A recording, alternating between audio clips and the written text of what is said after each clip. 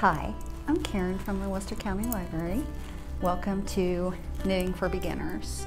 And when I say beginners, I mean absolute beginners. So this is going to be very entry level, very approachable, and very doable. And there are a few things you're going to need. Of course, knitting needles and some yarn. I have no idea what yarn this is. I guess it's Caron's Simply Soft because it's really soft and it's clear to me that it's not natural fiber. I probably would have gotten it at Michael's or Walmart. The yarn you choose doesn't matter. I would suggest though that you get knitting needles that are about a size 8, as it says on the tip of the needle. And you'll need a few other things, but not until we're done. So let's get knitting. These are the materials I'm going to be using today. I have 2 balls of worsted weight yarn, a pair of size 8 knitting needles, a yarn needle, and a pair of scissors. For the knitting needles, you're going to want size 7, 8, or 9. The smaller the needle, the tighter your knitted fabric will be. A yarn needle has a blunt tip and a large eye, and any old pair of scissors will do. You can get everything you need for this project at Michael's or Walmart. Let's start with our cast on. A cast on is when you put your yarn onto your needle so you can start knitting. And we're going to start looking at a knitted cast on. So we're going to make a slip knot and put that onto the left hand needle. And you want to make sure that you're using the yarn that's coming off of your skein or your ball and not the yarn on the other side of the knot. You slip your right hand needle in from the bottom left, wrap the yarn around, pull it off, and then slip it back onto the needle. And now you're going to stick your needle into the stitch you just made in the same direction from the bottom left to the back. Wrap your yarn around and pull that yarn back through the hole. And then put that stitch up on the needle. And we're going to do this over and over and over again until we get to 25 stitches. It's important that you poke the needle between the 2 legs of the last stitch on the left needle. You don't want to go between that stitch and the one behind it. You want to actually go into the middle of that stitch. And when you wrap, you're going to wrap from the left to the right. And if you notice, I'm twisting that a little when I put it back onto the left hand needle. So you wrap from the left to the right, pull it through, give it half a twist, and then put it back up on the needle. Now let's take a look at my favorite cast on and the one I prefer for this project, the long tail cast on. To do this, you want to start with a long piece of yarn pulled off your ball or your skein, and you're going to lay it over your thumb and pointer finger. Stick your needle in between your thumb and your pointer finger and twist it. That is your first stitch. To make more stitches, you slide the needle under the yarn on your thumb into the loop that your thumb makes and then under the yarn on your pointer finger. I've slowed this down so you can see the motion, and it is actually a lot faster than the knitted cast on once you get your hand used to the motion. So let's speed it up a little. This is what it looks like at full speed. And just like with the knitted cast on that I showed you the first time, you're going to keep doing this until you get to 25 stitches.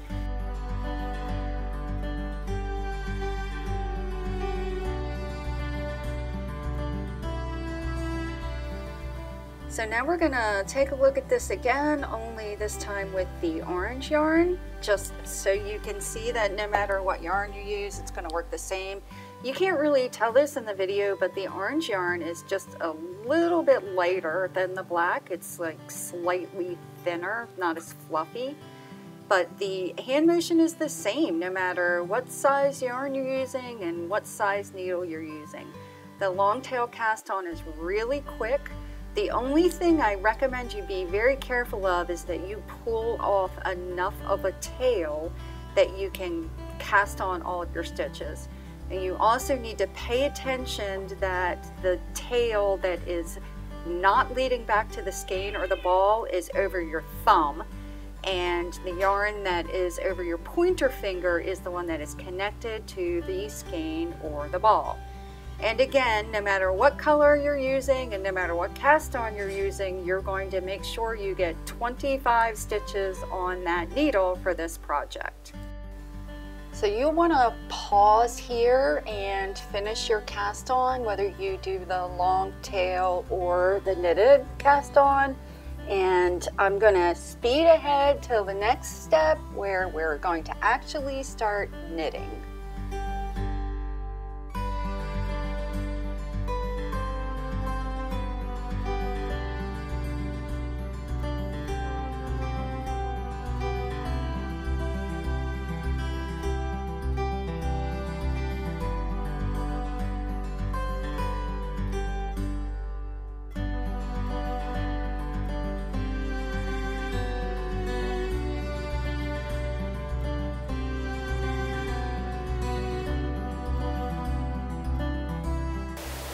Okay, I've switched back to the black yarn and I've slowed this down to make it a little easier to see, and we're going to start with the knit stitch. So you want to make sure that your working yarn, which is the yarn that you're using to knit, is the yarn that's coming off your ball or your skein. You stick the right hand needle from the front to the back between the two legs of the loop on the left hand needle. Wrap the yarn from the right to the left, pull it through, slide it off. So you poke, wrap, pull through, slide off. Poke, wrap, pull through, slide off. Poke, wrap, miss again, pull through, and slide off. And that's it. That's all there is to knitting. Let's slow it down and zoom in even closer.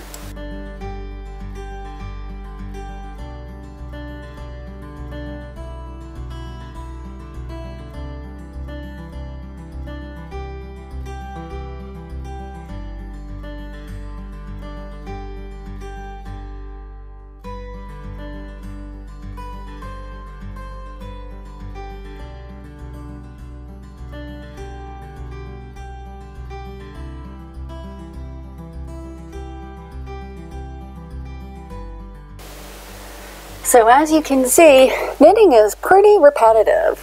Once you get the hang of it, you might find it kind of soothing and relaxing. I know I do. And you're just gonna keep doing the same thing until you get to the end of the row. And when we start the next row, we're going to change things up just a little bit.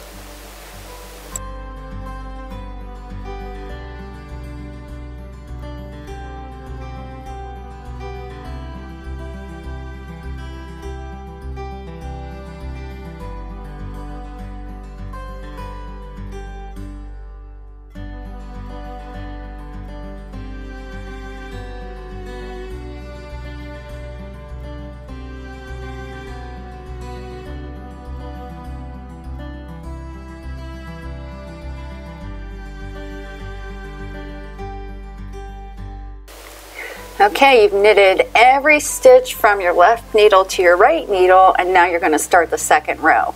Instead of knitting this first stitch, you're going to slip your right hand needle in through the front and just slide it right off. That is called a slip stitch with the needle in front. And then you're going to go back to knitting, and you're going to knit until the end of the row. And you'll repeat this until your piece is about 6 inches long.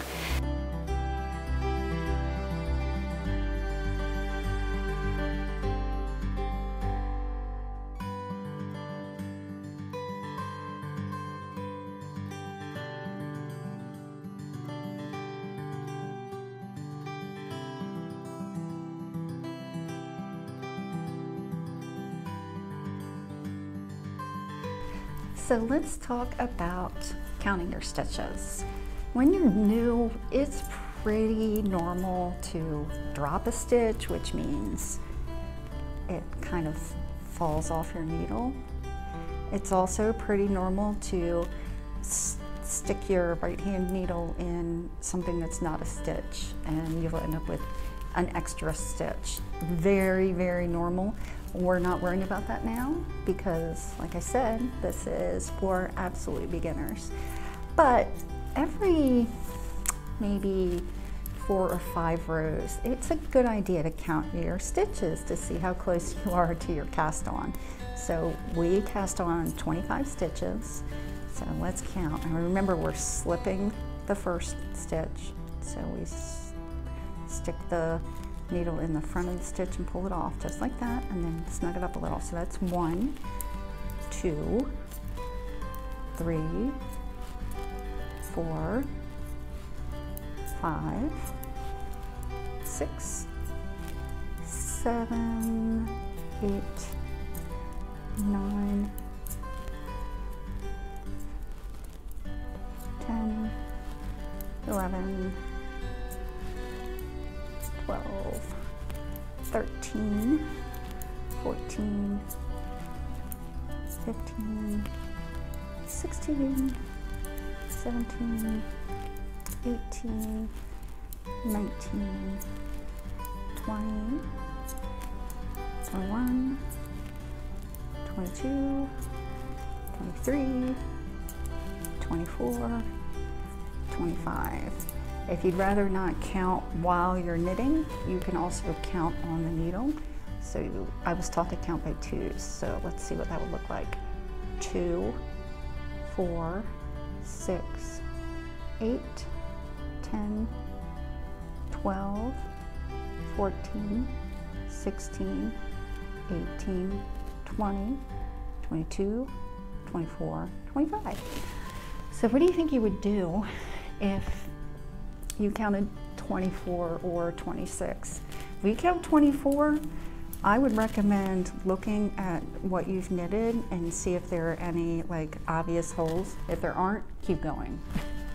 If you count 26 or more, then you can reduce the number of stitches back to 25 by knitting 2 together. And that looks like this. So you take your right hand needle and instead of sliding it in this hole, you slide it in this hole and that one. So you can see I picked up 2 loops, and then you're going to yarn over and you're going to pull through both of those loops. And now you've knit 2 together. So just go ahead and keep knitting. We're going to go until the piece is about 6 inches long. When it's 6 inches long, come back and pick up where you left off, and I'll show you how to finish this off. Okay, my piece is 6 inches long, so now I'm going to do the cast off. Remember, we cast on to put the yarn on the needle, we cast off to get the yarn off the needle. And the way you do this is you knit 2 stitches and then you pick up the first stitch and you pull it up and over the second one. And you do that all the way across until you're down to 1 loop. And when you get to 1 loop, you cut your yarn and you pull it through the loop, and that makes a knot, and that is your finished piece. So now's a good time to talk about what you could do with this just plain knitting. You could keep going until it's long enough to make a scarf. If you use nice soft yarn, you'll make a nice soft scarf. You could use a cotton yarn instead of acrylic like I'm using here, and I would do 50 stitches instead of 25 and knit until it's a square and make a dishcloth. But what we're going to do is make a little pouch, and I'm just using the orange yarn here to make it easy to see what I'm doing. And I'm going to feed it through the yarn needle. So basically I'm just threading a needle with this orange yarn. You're going to use the same color yarn that you knitted your rectangle with. And I'm going to do a very messy whip stitch. I do not like seaming things up, so I kind of rush through them, especially when I'm just doing something to practice. So basically what I'm going to do is slide my needle through both layers of the piece here, and then I'm going to tie a knot, and then I'm going to just whip stitch it up. Basically, you just want to make sure that your needle goes through both layers. And I know it's hard to see here because the piece is black, but I've left a little extra on one side, so there's a bit of an overlap, which will make a flap to close this thing when I'm done. So it just whip stitch it up. It's not going to be pretty, and it doesn't really matter because I'm practicing and you're practicing and we're learning, and you know, that's what we do. So in reality, I sewed this up with the orange to show it to you, but then I pulled the orange out and I went back and sewed it up with black so it would match. You, of course, are going to sew yours with the same yarn that you knitted with because you really don't want your stitches to show. And you'll sew up both sides, and when you're done, you'll work in your yarn ends, and that's what we'll take a look at next.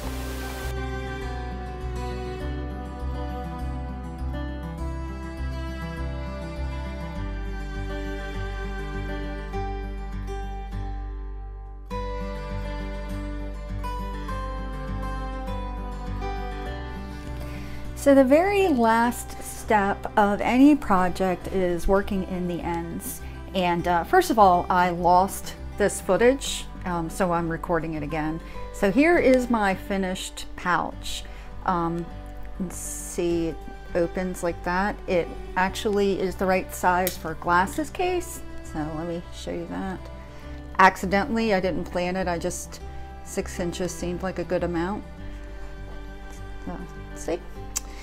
Anyway, I'm going to show you real quick how to work in ends, but I'm going to do it with the orange yarn so you'll see better what I'm doing.